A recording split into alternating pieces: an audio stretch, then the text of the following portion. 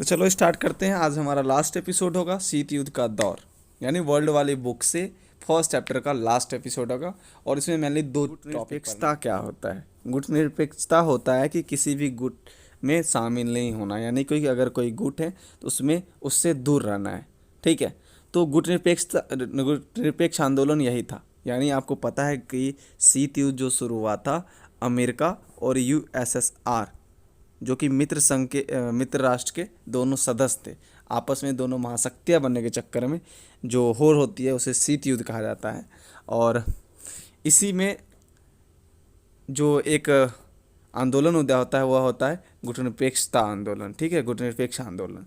तो शीत युद्ध के समय दो महाशक्तियों के तनाव के बीच एक नए आंदोलन का उदय हुआ, जो दोनों गुटों में बाहर रहे बट रहे दो गुटों में जो बट रहे थे देश, उनसे अपने आप को दूर रखने का प्रयास किया और दूर रखा भी, अलग रखा। लेकिन अलग रखा, थलग नहीं रखा। अलग थलग कहने का मतलब है किसी भी तरह से वह पार्टिसिपेट नहीं किया। पार्टिसिपेट तो इन्होंने नहीं किया, लेकिन जो अलग थलग रहते हैं वह ना शांति कराने के फेवर में रहते हैं, ना ही युद्ध करने के फेवर में रहते हैं। लेकिन इन्होंने अलग रहते हुए भी शांति कराने की फेवर में थे और शांति स्थापित करने की बहुत कोशिश किया गुटनिरपेक्ष आंदोलन के जो भी सदस्य थे। ठीक है, तो इसका उद्देश्य था शांति स्थापित करना। ठीक है, विश्व में शांति, इसे ही गुटनिरपेक्ष आंदोलन कहते हैं।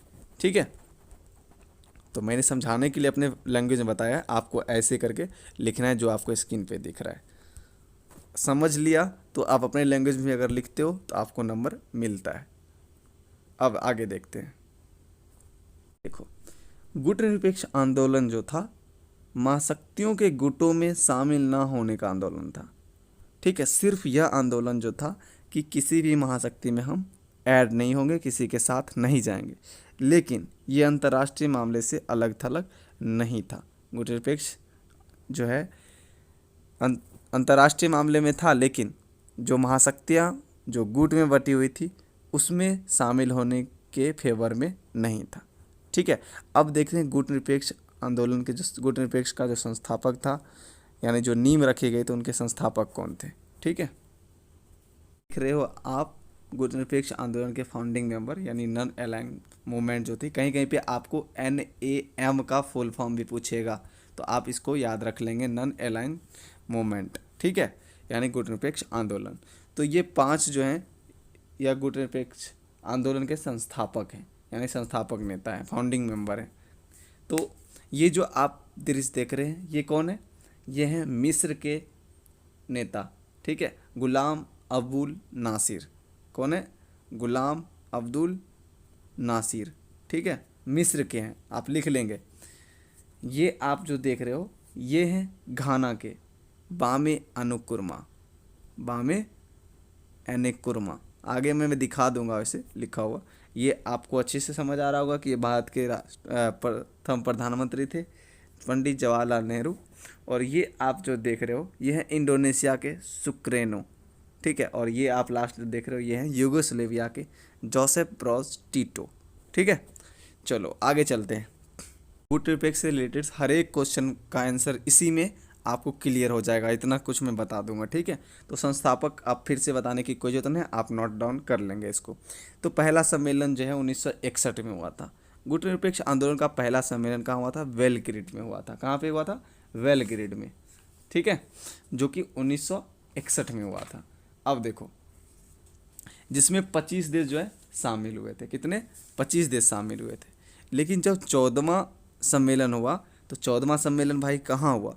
14वां सम्मेलन जो हुआ 2006 में हुआ। ठीक है, 2006 में कहाँ हुआ? क्यूबा में हुआ। कहाँ पे हुआ? क्यूबा में। इसमें 166 देश जो है शामिल हुए और 15 पर्यवेक्षक देश भी शामिल हुए। यहाँ पे आप बुक में देख लेना, यहाँ पे हो सकता है 116 होगा। ठीक है, मुझे जैसा याद आ रहा है, यहाँ पे टाइपिंग मिस्टेक भी हो सकता है, या तो 166 भी, लेकिन मुझे जहाँ तक याद आ रहा है 116 देश शामिल थे। ठीक है, तो आप बुक देख के आप देख लेंगे कि 14वें सम्मेलन में कितने देश शामिल थे और कितने पर्यवेक्षक देश शामिल थे। ठीक है, चलते हैं आगे। क्वेश्चन बनता है, यहाँ से बहुत सारा क्वेश्चन बनता है, यानी कि आपको किसी ना किसी तरीके से पूछ देता है। तो इसमें है कि गुटनिरपेक्ष मध्यस्थता का पालन करता है ना कि तटस्थता और पृथकवाद का। तो इसमें 3 वर्ड यूज हुए हैं, मध्यस्थता, तटस्थता और पृथकवाद। तो इसको समझते हैं पहले, पृथकवाद और तटस्थता को। तो तटस्थता का मतलब होता है कि युद्ध से दूर रहना, अर्थात युद्ध में शामिल ना होना, ठीक है। लेकिन जो इस उद्देश्य को, इस तटस्थता को फॉलो जो करती है देश, ठीक है, जो अपनाती है, वह देश ना तो युद्ध में शामिल होता है, यहाँ पे आप ध्यान देना, इसमें थोड़ा ही डिफरेंट है, ठीक है। तो जो तटस्थ के नियमों का पालन करती है जो भी देश, वह तो युद्ध में शामिल होती भी नहीं है, लेकिन यह युद्ध को शांति भी कराने में कदम नहीं उठाती है। ना ही युद्ध में शामिल होती है, ना ही युद्ध समाप्त करने में कोई कदम उठाती है। और इसी के थोड़ा अपोजिट है जो पृथकवाद है थोड़ा बहुत सेम और है तो थोड़ा बहुत अलग, थोड़ा बहुत है।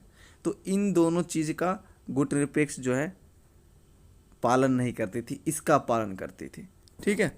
तो आपने ये समझ लिया, जो तटस्थ होता है वह युद्ध से दूर रहता है, और युद्ध से दूर रहता है, ना ही युद्ध में शामिल होता है और ना ही युद्ध को शांति करने में कोई भी कदम उठाता है। अब देखो पृथकतावाद, इससे अभिप्राय एक नीति से है, यानी ऐसी नीति से है, यहाँ पे एक हटा दो, इससे अभिप्राय ऐसी नीति से है जिसमें एक देश अपने आप को अंतर्राष्ट्रीय मामले से दूर कर। अब ये जो है अंतर्राष्ट्रीय मामले से ही दूर कर रहा है कि भाई मुझे किसी भी देश से कोई भी मतलब नहीं है, यानी दूसरे शब्द में कहे तो वह किसी अन्य देश से कोई मतलब रहता है कि मैं अकेला, भाई साहब नॉन रोटी खाएंगे और अकेला जी के रह जाएंगे, ठीक है, वही वाला बात है, मुझे किसी से कोई मतलब नहीं। और वो जो तटस्थता वाला, वो उसमें अंतर्राष्ट्रीय मामले, यानी कि उसको युद्ध वाले जो भी देश हैं उसको छोड़ के और भी देश से उनको रिलेशन है, लेकिन वो युद्ध में ना शामिल होना चाहते हैं, तटस्थता की बात कर रहा हूँ, और ना ही युद्ध को समाप्त करते हैं। ये तो कहता है भाई युद्ध हो जाए, कुछ हो जाए, मर जाए, कट जाए, मुझे कोई भी देश हो, ना ही मेरा कोई दोस्त है ना कोई दुश्मन है, मुझे कोई मतलब ही नहीं है, किसी देश से ही मतलब नहीं रखना है, ठीक है। तो गुटनिरपेक्ष तो ऐसा नहीं किया था, उसने तो शांति स्थापित करने की कोशिश की थी। तो तटस्थता भी गलत हो गया कि गुटनिरपेक्ष तटस्थता का पालन नहीं करता है, क्योंकि उसने तो युद्ध की समाप्ति करने की कोशिश की। तो तटस्थता में क्या होता है, समाप्ति कर या युद्ध में शामिल भी नहीं होता, और युद्ध को समाप्ति करने की चाहत भी नहीं होती। और इसमें क्या होता है, इसको अंतर्राष्ट्रीय मामले से कोई मतलब नहीं। लेकिन गुटनिरपेक्ष में क्या था, उनमें अंतर्राष्ट्रीय मामले में मतलब था, लेकिन जो महादेश गुट थे उसे छोड़कर, उस देश को जो युद्ध में शामिल था उसे छोड़कर, उस देश से को छोड़कर और देश से अच्छी रिलेशन थी, किसको, गुटनिरपेक्ष को। तो आगे देखते हैं मध्यस्थता। अब देखो मध्यस्थता, इससे अभिप्राय एक ऐसी नीति से है, यहाँ पे ऐसे नीति से है जिसमें देश युद्ध में शामिल नहीं होता है, लेकिन युद्ध समाप्त करने की कोशिश करता है। दूसरे शब्दों में कहे तो विश्व में शांति स्थापित करने की कोशिश करता है ना। तो आपने देख लिया डिफरेंस। आगे चलते हैं, इससे कुछ क्वेश्चन बनता है, उसे डील कर लेते हैं ना, बाद में पछताने से कोई फायदा नहीं। क्या गुटनिरपेक्षता पृथकवाद है, यह क्वेश्चन आपसे पूछा जा सकता है 2 नंबर में। तो आप क्या लिखोगे, गुटनिरपेक्षता पृथकवाद नहीं है। क्यों नहीं है, क्योंकि पृथकवाद का अभिप्राय क्या है, एक ऐसी नीति से है जिसमें एक देश खुद को अंतर्राष्ट्रीय मामलों से अलग रखता है। लेकिन गुटनिरपेक्ष तो भाई साहब ऐसा नहीं था, लेकिन पृथकवाद क्या है, जो है अंतर्राष्ट्रीय मामले से अलग रखता है, तो यहीं पे गलत हो गया। जबकि गुटनिरपेक्षता केवल दोनों महाशक्तियों के गुटों से दूर रहने से संबंधित थी, बाकी सभी अन्य देशों से गुटनिरपेक्ष देश के संबंध जो थे अच्छे थे। तो आपको ये आंसर लिखना है 2 नंबर में। 2 नंबर किसी भी टीचर का, दादा हो कोई भी हो, देगा ही, ठीक है। ये क्वेश्चन पूछे जा सकते हैं। चलो इस पे भी एक और क्वेश्चन बनता है कि क्या गुटनिरपेक्षता तटस्थता की भूमिका निभाती है, यानी गुटनिरपेक्ष वाला देश जो है तटस्थता की भूमिका निभाती है। बिल्कुल ये भी गलत कि मध्यस्थता की निभाती है, गुटनिरपेक्षता तटस्थता की भूमिका नहीं निभाती है, क्योंकि तटस्थ देश जो होता है वह युद्ध के ना होने या होने से उन्हें कोई फर्क नहीं पड़ता है। ना तो वह युद्ध में हिस्सा लेते हैं, ना ही उसे समाप्त करने की कोई चाहत होती है, ना ही कोई वो कदम उठाते हैं। तो ऐसा तो कोई नहीं था गुटनिरपेक्ष की बात, ठीक है। तो आप अच्छे से बेहतर तरीके से इसको समझ गए होंगे। चलते हैं आगे।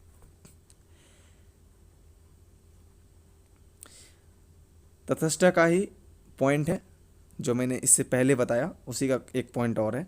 अगर गुटनिरपेक्षता की बात करें तो इसमें शामिल सभी देशों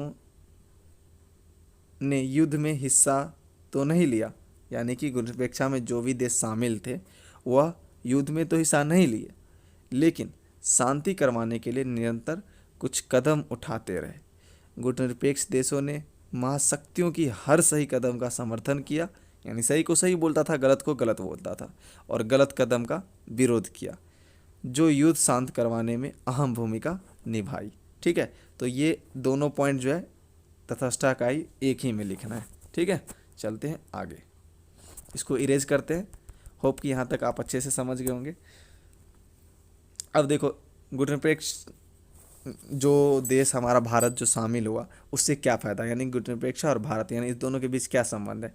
इस भारत को गुटनिरपेक्ष अपनाने से क्या क्या फ़ायदा हुए। स्वतंत्र विदेश नीति बना सका, दोनों महाशक्तियों का समर्थन लेने के लिए, या ऐसी सिचुएशन में था भारत न किसी का विरोध करता था, सही को सही गलत को गलत बोलता था। तो इसका ऐसा पोजीशन था भारत का कि अगर एक महाशक्ति भारत के विरोध आती है तो दूसरे महाशक्ति में जा सकता था। लेकिन अभी जो है दोनों महाशक्तियाँ जो है इसको सपोर्ट करती थी, किसको, भारत को सपोर्ट करती थी। अंतर्राष्ट्रीय स्तर पर इनको पहचान मिला भारत को, एक महाशक्ति द्वारा विरोध किए जाने पर दूसरे महाशक्ति का समर्थन इन्हें प्राप्त हो सकता था। ठीक है, तो ये सब फायदा है, और अन्य विकासशील देशों का सहयोग भी इन्हें प्राप्त हुआ। ये फायदा है गुटनिरपेक्षता अपनाने के बाद भारत को। लेकिन कुछ आलोचना भी हुई इनका। ठीक है, तो आलोचना क्या हुई। आलोचना, भारत की नीति जो है वह स्थिरता का नहीं है, यह आलोचक का कहना है।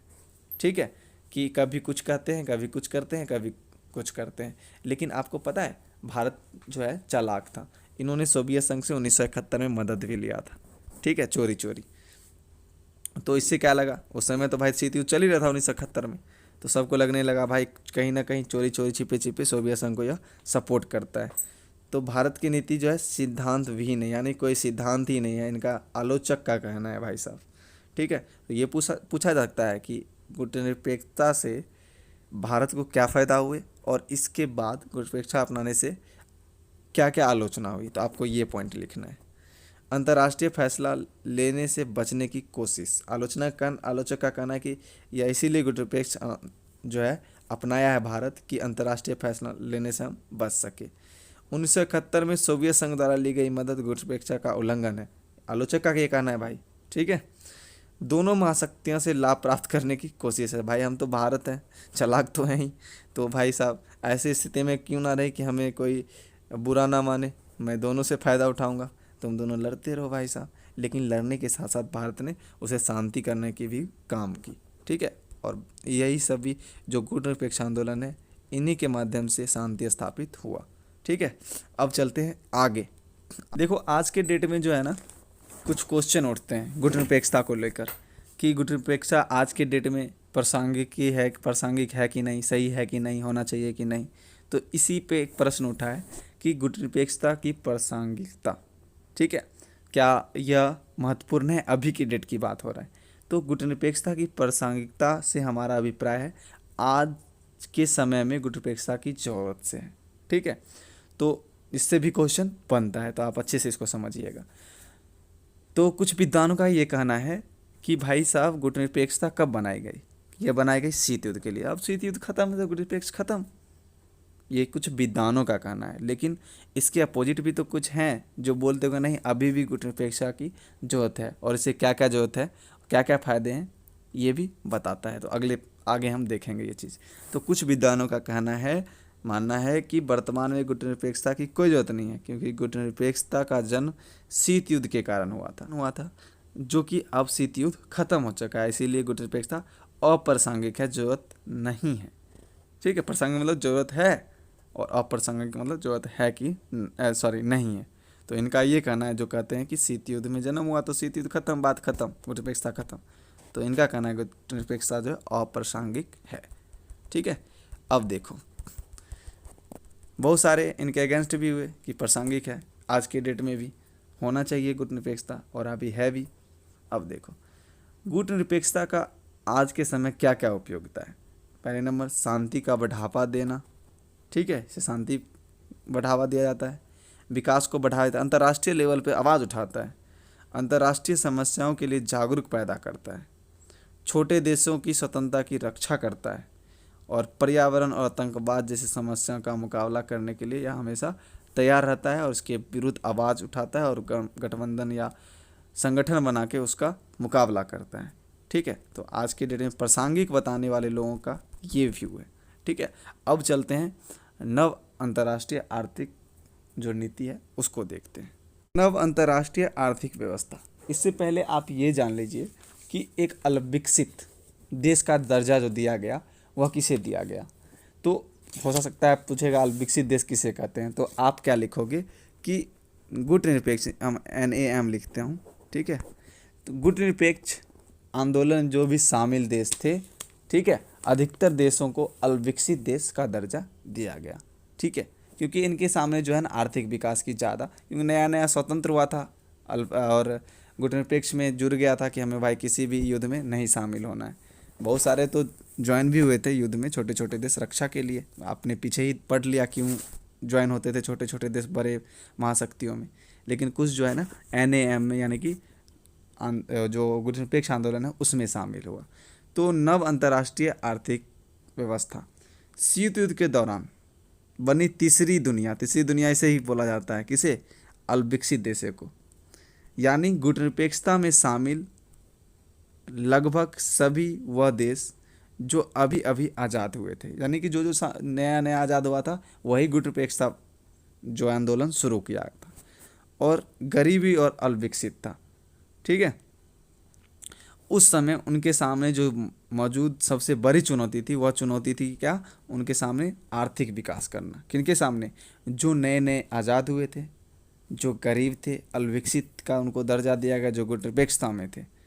ठीक है, तो उनके सामने सबसे बड़ी चुनौती थी आर्थिक विकास करना। तो ये चाहते थे कि भाई साहब युद्ध वुद्ध बंद करो और थोड़ा हमें विकास करने के लिए कुछ समान अवसर दो, तो इसी के लिए ये लाया गया था।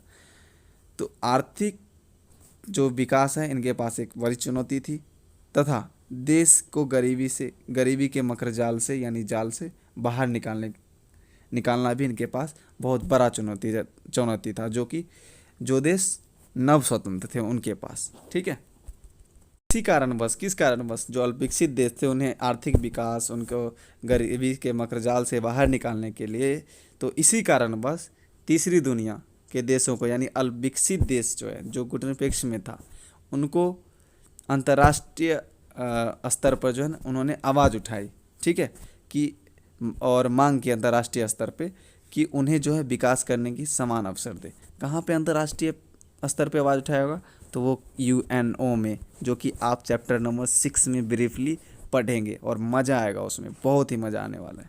ठीक है, चलो आगे चलते हैं। मांग को देखते हुए 1972 में, कब, 1972 में संयुक्त राष्ट्र संघ यानी UNO, यूनाइटेड नेशन ऑर्गेनाइजेशन ने व्यापार और विकास से संबंधित एक सम्मेलन अंक डाटा जो है इकट्ठा करता है, जिसका नाम रखता है towards a new trade policy for development. क्या रखता है, आप याद रखेंगे इसको, बहुत ही इम्पोर्टेंट है, towards a new trade policy for development. ठीक है, और यह रिपोर्ट पेश करती है और इसमें कुछ कुछ प्रावधान किए जाते हैं, किसके लिए, अल्पविकसित देश के लिए, जो जो नए स्वतंत्र देश होते हैं जिनके पास आर्थिक समस्या होती है और विकास करने के इनके पास सबसे बड़ा चुनौती होता है। तो इन्हें मुख्य रूप से अंतर्राष्ट्रीय व्यापार की प्रणाली में सुधार प्रस्ताव किया जाता है। क्या क्या प्रस्ताव में प्रावधान होते हैं वो देखते हैं और इसके साथ हमारा चैप्टर खत्म होगा। प्रावधान क्या है, जो अल्पविकसित देश हैं, तो मैंने बताया था अल्पविकसित देश का दर्जा दिया गया है जो गुट निरपेक्ष में नव स्वतंत्र देश शामिल हुआ था। ठीक है, अल्पविकसित देशों का अपने संसाधन पर पूर्ण नियंत्रण होगा। दूसरा पॉइंट, अल्पविकसित देश जो हैं उनको विकसित देशों के बाजार में व्यापार करने का मौका मिले। तीसरा, विकसित देशों से मंगाई जाने वाली प्रौद्योगिकी की कीमत कम हो। मान लो ये विकसित देश है और ये विकसित देश नहीं है। ऐसे कर देता हूँ, ठीक है। यानी अब इस देश से जो माल इस देश में जाएगी प्रौद्योगिकी की सामान, उसको कम कीमत पे, ठीक है। और लास्ट पॉइंट है, अल्पविकसित देशों को भी अंतर्राष्ट्रीय संस्थानों में विकास विकसित देशों जितना महत्व प्रदान किया जाना चाहिए। यानी जितना महत्व अंतर्राष्ट्रीय लेवल पे एक विकसित देश को है, उतना ही अल्पविकसित देशों को भी मिलना चाहिए। तो इनमें ये प्रावधान था। किस में प्रावधान था? तो वो जो रिपोर्ट था उसका क्या नाम था? उसका रिपोर्ट का नाम था towards a new trade policy for development. आप याद रखेंगे यह रिपोर्ट कब आया? यह आया 1972 में। संयुक्त राज्य अमेरिका ने जो है व्यापार और विकास के संबंधित सम्मेलन जो अंक डाटा है उसके लिए यह निकाला था। किसके लिए निकाला था भाई? किस मांग पे, किस कारणवश? तो इस कारणवश कि जब तीसरी दुनिया की जो देश थी उन्होंने जब अंतर्राष्ट्रीय स्तर पे आवाज़ उठाई कि भाई हमें भी विकास करने की समान अवसर दो, तब ये जो रिपोर्ट है आई थी। और इस रिपोर्ट में क्या प्रावधान था जो मैंने आपको दिखा दिया, ठीक है।